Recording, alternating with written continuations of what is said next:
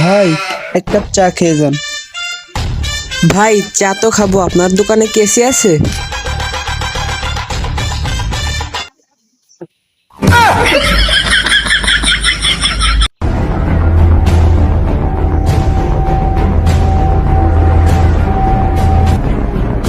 কিরে হালার, তোর এটা কোন দিক দিয়ে শোরুম মনে হয়?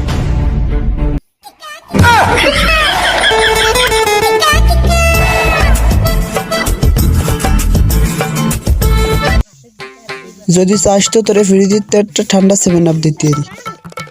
আমি কিন্তু ব্রাজিল সাপোর্টার।